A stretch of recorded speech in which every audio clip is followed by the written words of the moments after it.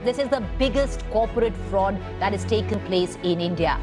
Big hunt for India's biggest thief, Nirav Modi, is hotting up. Hello everyone, Rahul यार। आज मैं Nirav Modi scam case के बारे में बात करने वाले हैं। 13,000 करोड़ रुपए, ये पैसे इतने ज्यादा है कि हम लोग इस बारे में सिर्फ सुने हैं और ये सिर्फ न्यूज में। आप ही सोच कर देखिए कि 13,000 करोड़ रुपए में कितने जीरो होंगे। साल 2018 में इतनी ही बड़ी रकम का घोटाला लोगों के सामने आया। आप जानकर पूरी तरह हैरान रह जाएंगे कि इस घोटाले को कितनी सफाई से अंजाम दिया जा रहा था, कि सालों तक पैसों का घोटाला चलता रहा और किसी को कानो कान खबर भी न लगी। 2018 में जब इस स्कैम की जानकारी लोगों तक पहुंची तो हर कोई जानकर पूरी तरह हैरान रह गया। वैसे तो अपने देश में कई सारे स्कैम देखने को मिले हैं, मगर जिस लेवल का स्कैम नीरव मोदी ने किया वो अपने आप में किसी को भी हैरान कर रख देता है। किस तरह सालों साल तक नीरव मोदी बैंकों को लूट कर इन पैसों से अपनी ऐश की जिंदगी बिताता रहा। इस बारे में न ही बैंकों और न ही सरकार को खबर लगी। इसकी सच्चाई जानकर आपको पैरों तले जमीन निकल जाएगी कि क्या ऐसा भी हो सकता है। सबसे हैरान करने वाली बात तो ये है कि ये घोटाला केंद्र सरकार के बदलने के बाद भी चलता रहा। जब तक इस स्कैम की सच्चाई सामने आई तब तक बहुत ही ज्यादा देर हो चुकी थी। इस पूरे घोटाले को लीड कर रहे थे गुजरात पालनपुर शहर में जन्मे नीरव मोदी ने। नीरव के परिवार में सभी लोग पीढ़ी दर पीढ़ी डायमंड का व्यापार करते आए हैं। इसी हीरो के व्यापार के परिवार में फरवरी 1971 को नीरव मोदी का जन्म हुआ। नीरव के पिता दीपक मोदी और चाचा मेहुल चौकसी हीरो के व्यापार को बहुत ही अच्छे तरह से जानते थे। बचपन में ही नीरव का माता का देहांत हो गया था, इसलिए नीरव के पिता नीरव को बचपन में ही बेल्जियम लेकर गए, जहां पर वो बड़ा हुआ। वहां से वो यूएस में स्थित वार्डन यूनिवर्सिटी में पढ़ाई करने के लिए गया, मगर बीच में ही पढ़ाई को छोड़कर 19 साल की उम्र में वापस इंडिया आ गया। नीरव अपने पिता के साथ मुंबई आ गया, जहां वो 1989 से मेहुल चौकसी के गीतांजलि डायमंड्स में काम करने लगा। गीतांजलि ग्रुप उस वक्त पूरे देश भर में 4,000 स्टोर के साथ भारत की सबसे बड़ी रिटेल ज्वेलर्स कंपनी थी। यहीं से नीरव मोदी धंधे की बारीकियों को समझने लगा। तरह तरह के हीरो के बारे में सीखने के बाद 1999 में नीरव ने अपनी खुद की फायर स्टार डायमंड नाम की कंपनी खोली। देखते ही देखते उसने हीरो की बिजनेस में अपने चाचा से अलग अपनी एक अलग पहचान बना ली और 2007 के आते आते उसने कई सारे कंपनियों को खरीद लिया। 2008 में अपने एक दोस्त के कहने पर अपनी एक लग्जरियस ब्रांड की स्टार्ट की। उसने सबसे पहले 2010 में दिल्ली के डिफेंस कॉलोनी में अपनी दुकान खोला। इसके बाद उसने मुंबई के काले घोड़े इलाके में भी अपना दुकान खोला। इस समय तक नीरव भारत के प्रमुख हीरा और आभूषण व्यापारी बन गया और नीरव मोदी ब्रांड पूरे भारत में लग्जरी रिटेल ज्वेलरी का एक बड़ा नाम हो चुका था। लेकिन बेल्जियम में बड़े हुए नीरव मोदी की नज़र पूरे दुनिया पर थी, इसलिए उसने न्यूयॉर्क, लंदन, हांगकांग और मकाओ जैसे शहरों में एक के बाद एक लगातार 17 ज्वेलरी स्टोर खोल दिए। नीरव के किस्मत ने भी उसका पूरा साथ दिया। Nirav Modi global jewellery brand, Christie's और सौदेबीज के जैसे बड़े ब्रांड की कैटेगरी में फीचर करने वाला पहला भारतीय ब्रांड भी बना।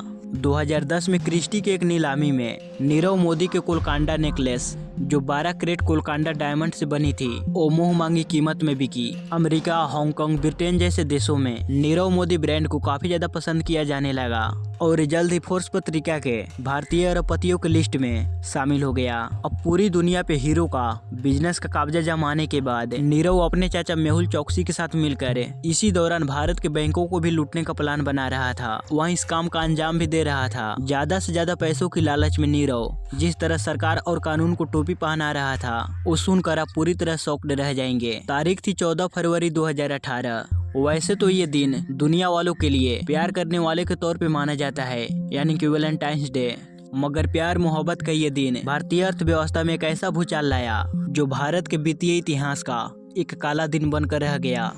14 फरवरी 2018 को पीएनबी यानी कि पंजाब नेशनल बैंक आरबीआई को ये बताया कि मेरे साथ 13,000 करोड़ रुपए का घोटाला हुआ है। ऐसा नहीं था कि इस घोटाले के बारे में जानकारी पीएनबी को पहले से नहीं थी, मगर 14 फरवरी को पहली बार इस घोटाले में नीरव मोदी का नाम जुड़ा। खबर सीबीआई तक पहुंची। पुलिस और सीबीआई ने नीरव मोदी के ऑफिस घर पे छापे मारे, मगर नीरव मोदी जनवरी के पहले हफ्ते में ही अपने पूरे परिवार के साथ देश छोड़कर भाग चुका था। तब तक धीरे धीरे कर इस घोटाले की सारी तरकीब बाहर आने लगी थी, जिसे जानकर आप भी पूरी तरह हैरान रह जाएंगे। घोटाले की पूरी तरकीब के बारे में बात करें तो ये काफी पेचीदा और जटिल दिखाई देगा। इस घोटाले में काफी सारे लोगों के नाम जुड़े हैं, मगर जो 2 नाम प्रमुख है वो है नीरव मोदी और उसके चाचा मेहुल चोकसी। ये माना जा रहा है कि ये दोनों पीएनबी के छोटे बड़े अधिकारियों से मिलकर सालों से इस घोटाले का अंजाम दिए जा रहे थे।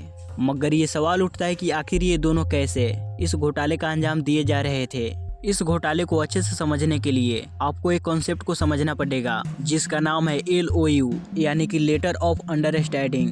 LOU एक ऐसा दस्तावेज है जो लोन लेने का काम आता है। जिसके पास बैंक के द्वारा जारी किए गए LOU होता है वो इसे दिखाकर विदेश में स्थित भारतीय ब्रांच के बैंकों से पैसा निकाल सकता है। विदेश में स्थित इंडियन बैंक ब्रांच LOU इस दस्तावेज को देखकर अकाउंट होल्डर को लोन दे देते हैं, ये समझते हुए कि लोन लेने वाला व्यक्ति या कंपनी अगर उनके लोन के पैसे नहीं चुका पाता है तो इंडिया में जिस बैंक ने LOU जारी किया है वो उनका पैसा वापस करेगा। बैंक और विदेश में स्थित ब्रांच का इनका सिस्टम तो अच्छा है, मगर नीरव मोदी केस में इसी सिस्टम का जमकर दुरुपयोग किया गया।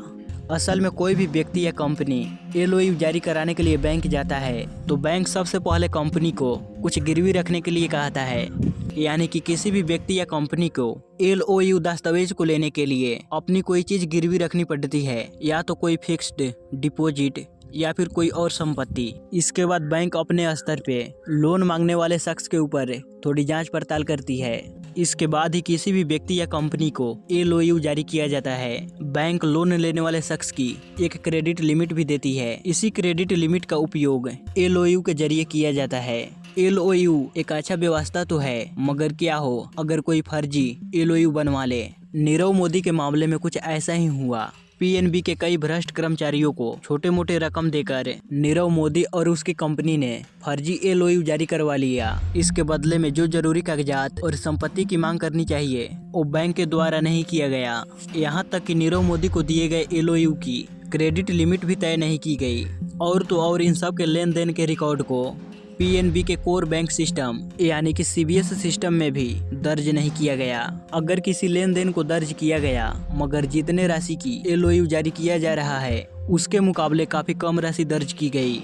ये सारा खेल बैंक में मौजूद कुछ भ्रष्ट अधिकारियों जैसे कि गोकुल नाथ सेठी जो उस पंजाब नेशनल बैंक के डिप्टी मैनेजर थे, और मनोज खरत जो बैंक के स्विफ्ट मैसेज के उस समय के इंचार्ज थे, उनके ही माध्यम से ये हो रहा था। इन्हें कुछ तोहफे या कैश देकर नीरव मोदी सालों तक अपना काम निकालता रहा। आमतौर पे इन सब ट्रांजेक्शन का डिफॉल्ट रूप से स्विफ्ट नाम के सिस्टम में भी अलग से दर्ज करनी चाहिए थी, जो एक ऐसा मैसेजिंग सिस्टम है जिसे दुनिया भर के बैंक आपस में जानकारी शेयर करने के लिए इस्तेमाल करते हैं। बैंक के अधिकारियों ने रिश्वत की लालच में स्विफ्ट सिस्टम में भी ये जानकारी दर्ज नहीं की। कुल मिलाकर नीरव मोदी और उसके कंपनियों के नाम पे बिना गारंटी के बड़े बड़े अमाउंट का LOU सालों साल तक जारी होते रहे, और सबसे बड़ी बात तो ये वो कहीं पर भी दर्ज नहीं हुए। एक बार ये इलीगल LOU मिलने के बाद नीरव मोदी ने इसका भरपूर इस्तेमाल किया। नीरव मोदी के दिखाए गए LOU पे भरोसा कर Allahabad bank, union bank of India, SBI और कई सारे अन्य बैंक हांगकांग में स्थित शाखाओं ने नीरव मोदी की कंपनी को साल 2011 से 2017 के बीच करीब 11,000 करोड़ रुपए का लोन दिया, जिसे चुकाने की कभी भी कोशिश नहीं की गई। आखिर नीरव मोदी ने इतने बड़े रकम का किया क्या? ये छोटा अमाउंट तो नहीं, 11,000 करोड़। ये तो बाद में मालूम पड़ा कि नीरव मोदी इंडियन बैंकों को लूट कर विदेश में अपने फाइनेंसर को पैसे दे रहा है, यानी कि देश का पैसा लगातार विदेश जा रहा था और भारतीय सरकार को पता भी न चला। सालों साल यही सिलसिला चलता रहा। नीरव बैंक कर्मचारियों को रिश्वत देकर फर्जी LOU बनवाता रहा और बैंक से लोन उठाता रहा। फिर एक दिन कुछ ऐसा हुआ जिससे सारे षड्यंत्र का सच्चाई लोगों के सामने आई। मुंबई में स्थित पीएनबी के ब्रेडी हाउस ब्रांच के जिन भ्रष्ट अधिकारियों के साथ मिलकर नीरव मोदी इस घोटाले का अंजाम दे रहे थे, वो अक्टूबर 2017 तक रिटायर हो गए और उनकी जगह एक नए अधिकारी ने ले ली। मगर नीरव मोदी के कारनामे अभी भी जारी थे। आदत से मजबूर नीरव मोदी जनवरी 2018 में अपने एक एम्प्लॉय से एक नई फर्जी LOU बनवाने के लिए बैंक भेजा। उसे लगा कि पुराने अधिकारियों की तरह इन्हें भी खरीद लेंगे, लेकिन नए आए अधिकारियों ने बिना गारंटी के किसी भी तरह का LOU देने से मना कर दिया। तब नीरव ने बैंक को बताया कि ये सिस्टम तो पहले से ही हो रहा है, तो इसे कंटिन्यू करने में दिक्कत पीएनबी को नहीं आनी चाहिए। ये सुनते ही पीएनबी के अधिकारी पूरी तरह हैरान हो गए जब इन्हें मालूम पड़ा कि पिछले 8 सालों से नीरव मोदी के कंपनियों को बिना किसी गारंटी के लोन दिए जा रहे हैं। वो अधिकारी सोचने लगे कि ऐसा कैसे हो सकता है। पीएनबी ब्रेडी हाउस ब्रांड पे खतरे की घंटी तब बजी जब दुनिया भर के बैंक अपने पैसे वापस देने के लिए नोटिस भेजने लगे। एक तरफ नीरव मोदी पीएनबी बैंक का एक भी रुपया वापस नहीं कर रहा था, दूसरी तरफ सारे इंटरनेशनल बैंक जो पीएनबी के एलओयू के गारंटी पे नीरव मोदी को लोन दिया था, वो सभी पीएनबी से वापस अपना पैसा मांगने लगे थे, क्योंकि एक तो बिना किसी गारंटी के नीरव मोदी को लोन दिए जा रहे थे, यहाँ तक कि उन्हें कहीं रिकॉर्ड भी नहीं किया जा रहा था। अब लास्ट में कोई रास्ता न देखते हुए पंजाब नेशनल बैंक ने 14 फरवरी 2018 को आरबीआई और सीबीआई के पास सूचना भेजी कि $1.8 बिलियन का रकम हमारे रिकॉर्ड से गायब है और ये सारा पैसा नीरव मोदी और उनकी कंपनियों को दिया गया है। इसके पहले जनवरी 2018 में पीआईबी के अधिकारी पुलिस और सीबीआई को इस धोखाधड़ी के बारे में जानकारी दे दिया था। जब देश की सबसे बड़ी जांच एजेंसी सीबीआई ने जांच पड़ताल की, तब जाकर मालूम पड़ा कि नीरव मोदी के चाचा मेहुल चौकसी और उनकी ज्वेलरी कंपनी गीतांजलि ग्रुप भी इस फ्रॉड में शामिल है। सीबीआई ने गीतांजलि ग्रुप के देश भर में 20 स्टोर पे छापामारी की और वहीं से ये सच्चाई लोगों के सामने आई। नीरव मोदी और मेहुल चौकसी ने दोनों साथ में मिलकर किस तरह इस घोटाले का अंजाम दिया था। पीएनबी के भ्रष्ट अधिकारी और नीरव मोदी के भ्रष्ट अधिकारियों के खिलाफ वारंट जारी कर दिया गया। जब नीरव मोदी के घर पे छापामारी की गई तो यहाँ पे मनी लॉन्ड्रिंग के भी सबूत मिले। नीरव मोदी और मेहुल चौकसी ने दोनों साथ में मिलकर फर्जी करीबन 100 से ज्यादा सेल कंपनी के माध्यम से मनी लॉन्ड्रिंग कर सारे पैसे को इंडिया से बाहर भेजा। अब भारतीय एजेंसी के पास न ही घोटाला के पैसे मौजूद थे और न ही घोटाला करने वाला। फिर भी घोटाला के पैसों को इकट्ठा करने के लिए सीबीआई ने नीरव के घर, दुकान, इन सब से डायमंड, ज्वेलरीज सब कुछ मिलाकर करीबन 3000 करोड़ के सामान को जब्त किया। अब इस वजह से नीरव मोदी को सारे विदेश में मौजूद स्टोर को बंद करना पड़ा। मई 2018 में नीरव मोदी की कंपनी फायर स्टार डायमंड्स ने अमेरिका की एक कोर्ट में दिवालिया होने की घोषणा कर दी। 2018 में इंटरपोल ने भी नीरव मोदी के खिलाफ मनी लॉन्ड्रिंग और धोखाधड़ी के खिलाफ रेड कॉर्नर जारी किया। इसी साल मुंबई की एक कोर्ट ने नीरव मोदी और मेहुल चौकसी के खिलाफ एक आदेश जारी किया, जिसमें उन दोनों को मुंबई कोर्ट में पेश करने नहीं तो इन्हें फरार घोषित कर देने की बात कही। मगर नीरव मोदी पहले से ही लंदन में जाकर सेटल हो गया था। चाचा मेहुल चौकसी भी कैरिबियन देश एंटीगुआ में जाकर अपना शरण ले लिया था। 2021 में ये खबर आई कि मेहुल चौकसी एंटीगुआ से भी भाग चुका है और कैरिबियन देश के एक और देश डोमिनिमा में जाकर अपना शरण लिया है। इसलिए दोनों को भारत लाकर यहाँ के कोर्ट में ट्रायल करना ये मुमकिन नहीं था। फिर भी अगस्त 2018 में भारत सरकार ने यूएस सरकार के पास नीरव मोदी के प्रत्यार्पण के लिए एक अपील जारी की। करीब 1 साल बाद यानी कि 2019 में लंदन के एक कोर्ट में यूके सरकार का आधिकारिक अनुरोध मिलने के बाद नीरव मोदी के खिलाफ गिरफ्तारी वारंट जारी कर दिया। नीरव मोदी भारत से भागकर आराम से अपनी जिंदगी लंदन में ऐसे जी रहा था। वो 2 दिन बाद लंदन में गिरफ्तार हो गया। उस समय से अभी तक नीरव को दक्षिण पश्चिम लंदन स्थित बेंड्सवर्थ जेल में रखा गया है। इसके साथ ही उसे भारत लाने की कोशिश भी की जा रही है। भारत सरकार के रिक्वेस्ट के बाद फरवरी 2021 में वेस्ट मिनिस्टर मजिस्ट्रेट के अदालत के जिला न्यायाधीश सैम गुजे ने धोखाधड़ी, मनी लॉन्ड्रिंग इस कारण से वो नीरव मोदी को भारत को सौंपने की परमिशन दे भी दी, मगर फिर भी उसे इंडिया लाने की उम्मीद ज्यादा नहीं दिखती। इसका बीच का कारण है भारत और ब्रिटेन की सरकारों के बीच की संधि। यूके सरकार के साथ इंडिया का प्रत्यार्पण संधि तो है, लेकिन उसे अमल में लाना इतना आसान नहीं है। एक बेहद जटिल कानूनी प्रक्रिया के बाद ही किसी भी भगोड़े को भारत सरकार सौंपने की यूएस सरकार तय होती है। इसी लड़ाई का फायदा पिछले 3-4 सालों से नीरव मोदी और उसका वकील उठा रहे हैं। नीरव मोदी के वकीलों की यह दलील है कि भारतीय जेल रहने की लायक नहीं है और वहां पे हमारे क्लाइंट को फेयर ट्रायल मिलने के चांस भी नहीं है। नीरव मोदी को 2020 में आई कोरोना महामारी से भी फायदा मिला। नीरव मोदी के वकील कोर्ट में ये कहे कि भारत में कोरोना महामारी की स्थिति काफी गंभीर है, वहां हमारे क्लाइंट सुरक्षित नहीं रह पाएंगे। नीरव मोदी के ऊपर भारत के आईपीसी धारा काफी सारे लगे हुए हैं, जिनमें आईपीसी की धारा 120B यानी कि आपराधिक साजिश के अलावा धारा 409 यानी कि अपराधी विश्वासघात, धारा 420 यानी कि धोखाधड़ी और मनी लॉन्ड्रिंग जैसे कई सारे अपराध शामिल हैं। तो अब क्या नीरव मोदी को कभी भी भारत नहीं लाया जा सकता? ऐसा मुमकिन तो है, मगर इसके लिए काफी कानूनी लड़ाइयाँ लड़ने पड़ेंगे। वेस्ट मिनिस्टर मजिस्ट्रेट ने कोर्ट ने तो 2021 में नीरव मोदी को भारत सौंपने का फैसला दे दिया था, लेकिन इसके बाद मोदी के वकीलों ने अदालत में अर्जी दी है। इसका फैसला अभी तो आया नहीं है, मगर जल्द ही आने की उम्मीद है। एक उम्मीद उस वक्त भी जगी जब अप्रैल 2022 में भारत दौरे पे आए ब्रिटेन के प्रधानमंत्री बोरिस जॉनसन ने नीरव मोदी को वापस लौटने के बात पे जोर देकर कहा कि नीरव जैसे लोगों को ब्रिटिश सरकार कभी भी अपने यहाँ नहीं रखना चाहती है। इससे उम्मीद तो लगता है कि नीरव जल्द ही भारत आएगा, मगर काफी कानूनी लड़ाइयाँ लड़नी पड़ेगी, जिसके भारत सरकार के वकील ब्रिटेन के कोर्ट में लड़ रहे हैं। नीरव के वकील तरह तरह के बहाने कर उसे भारत आने से बचा रहे हैं और नीरव के मानसिक स्थिति का हवाला देकर उसे रोकने की कोशिश में लगे हैं। उनका कहना है कि अगर नीरव मोदी वापस भारत आ गए तो उनके ऊपर आत्महत्या करने की बड़ा जोखिम है, क्योंकि इसका मानसिक स्वास्थ्य पे काफी असर पड़ेगा। भारतीय वकीलों ने ये आश्वासन दिया है कि भारत में नीरव की मानसिक स्थिति का पूरा ध्यान रखा जाएगा।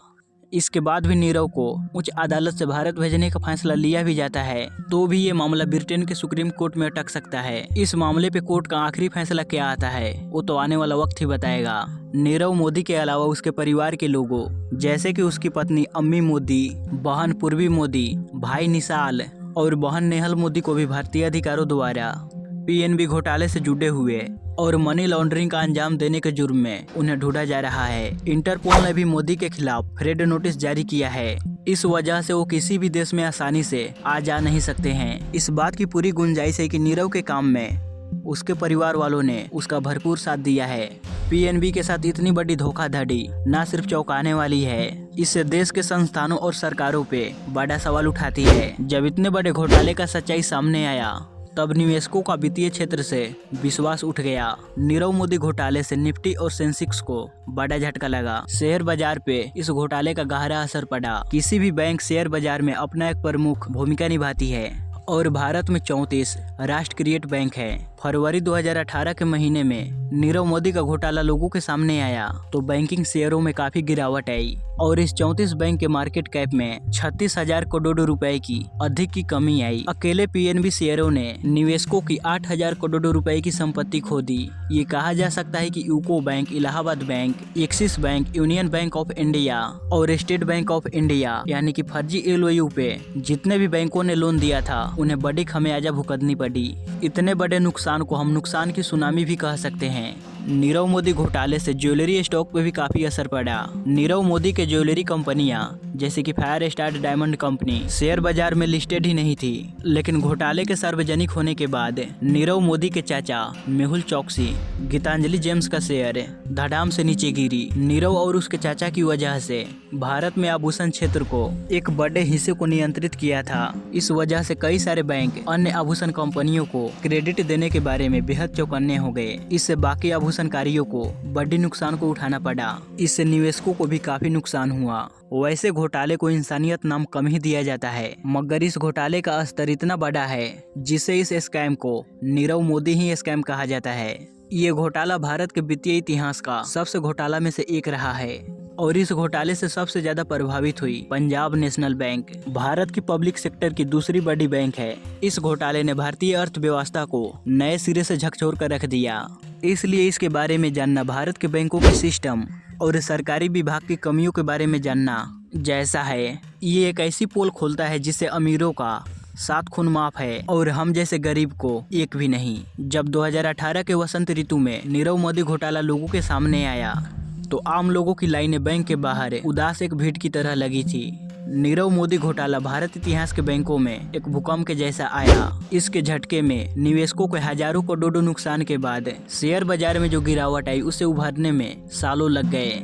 आप ही सोचिए, हमारे देश में एक तरफ एक आम आदमी और किसान खून पसीना एक कर पैसे कमाता है और कोई आदमी उन पैसों को लूट कर हमें ठेंगा दिखाकर यहाँ से भाग जाता है।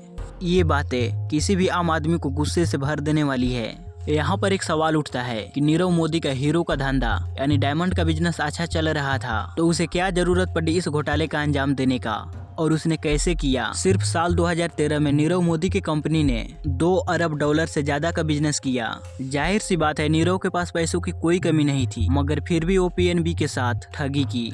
यहाँ पर मैं आप लोगों को एक और बात बता देता हूँ। पंजाब नेशनल बैंक के साथ ठगी करने से पहले नीरव मोदी का किसी दूसरे स्कैम में भी नाम आ चुका था। साल 2012 में कनाडा का एक निवासी पॉल एन फंजो ने नीरव मोदी से $12,000 में अपनी गर्लफ्रेंड के लिए एक डायमंड रिंग खरीदा। तुरंत थोड़ी देर बाद ये मालूम पड़ा कि ये रिंग नकली है, तो मालूम पड़ा कि नीरव मोदी ने ओरिजिनल हीरे की जगह लैब ग्राउंड डायमंड की रिंग बेची थी। उसी दौरान कई और खरीदारों ने नीरव मोदी के खिलाफ कंप्लेन किया कि ये हमें नकली हीरे देता है, लेकिन नीरव ने अपने पावर और पैसों की वजह से इस मामले को आगे नहीं बढ़ने दिया, बीच में ही दबा दिया। अपनी इन्हीं काली कमाई और देश से लूटे पैसों से देश विदेश जाकर ऐश करता रहा, जिसे सुनकर आपका खून खौल उठेगा। वो अपनी कंपनी की तरफ से बड़ी बड़ी पार्टियां करता रहा, जहां प्रियंका चोपड़ा, लिंडा हेडन जैसी हस्तियों का भी नाम जुड़ा। उसके ब्रांड के हीरो का प्रचार करती रही। इस दौरान नीरव ने देश विदेश में अरबों की संपत्ति चुराई। नीरव मोदी की पत्नी अम्मी मोदी ने इन पैसों से न्यूयॉर्क, लंदन जैसे जगहों पे आलीशान घर खरीदे। इसके अलावा उसकी बहन पूर्वी मोदी, भाई निशाल और नेहल मोदी ने इस तरह के कई संपत्ति अपने नाम की। मगर इस घोटाले से एक अच्छी काम भी हुई कि इस स्कैम के बाद भारत के बैंकों के सिस्टम में काफी बदलाव हुए। 13 मार्च 2018 को घोटाले को सुर्खियों में आने के एक महीने बाद भारतीय रिजर्व बैंक ने इस सुविधा को रोकने के लिए लेटर्स ऑफ अंडरटेकिंग यानी कि LOU के रूप में गारंटी जारी करने से पहले प्रतिबंधित करने वाला नोटिस जारी कर दिया। इसके बाद भारत में आयात के लिए व्यापार से संबंधित क्रेडिट करने की LOU की प्रक्रिया को RBI के आदेश के अनुसार बैंकों द्वारा तत्काल प्रभाव से बंद कर दिया गया। हालांकि LOU पे प्रतिबंध लगाने के बाद में विशेषज्ञों द्वारा आलोचना की गई, क्योंकि घबराहट में RBI की प्रतिक्रिया घुटनों के बल चलने वाली थी। उस समय RBI के देश के संपत्ति के नुकसान को रोकने के लिए ये करना पड़ा, क्योंकि ये जरूरी था। वहीं दूसरी ओर अपराधियों को देश से भागने की खतरे को रोकने के लिए भारतीय सरकार ने भगोड़ा आर्थिक अपराधी अधिनियम 2018 को प्रभावी रूप से लागू किया। कोई भी व्यक्ति जिसने इस अधिनियम के तहत सरकारी टिकटों और मुद्रा की जालसाजी, मनी लॉन्ड्रिंग, लेन देन वालों को धोखा देने वाला लेन देन और अन्य अपराधों जैसे अपराध किए हैं, वो इस कानून के अंतर्गत कड़ी से कड़ी सजा पाएंगे। 100 करोड़ या फिर उससे अधिक के केस कोर्ट से बचने के लिए अगर किसी ने भारत को छोड़ दिया है और लौटने से इनकार कर रहा है, तो उसे एक भगोड़ा आर्थिक अपराधी घोषित किया जाएगा। उसके अलावा उसके सभी संपत्तियों, बेनामी सहित केंद्र सरकार द्वारा उसे जब्त किया जा सकता है और संपत्तियों को ऐसे सभी अधिकार पूरी तरह से भारत सरकार के पास होंगे। हालांकि सच ये है कि इस घोटाले के बाद कई आर्थिक सुधार भी किए गए, लेकिन अभी भी भारत के अर्थव्यवस्था के साथ खिलवाड़ करने वाले नीरव मोदी को दिन का उजाला देखना बाकी है। इसे सुनिश्चित करने के लिए अधिक कड़े कानून पेश किए जाना जरूरी है। देखना ये होगा कि क्या नीरव मोदी द्वारा लूटा हुआ पैसा रिकवर हो पाएगा या नहीं। अब स्कैम तो हो गया, क्या इसे आगे रोका जा सकता है? गाइज, इस पे आप लोग कमेंट कर मुझे बताओ, और आप लोगों के मुताबिक नीरव मोदी को क्या सजा देनी चाहिए वो भी कमेंट में बताओ।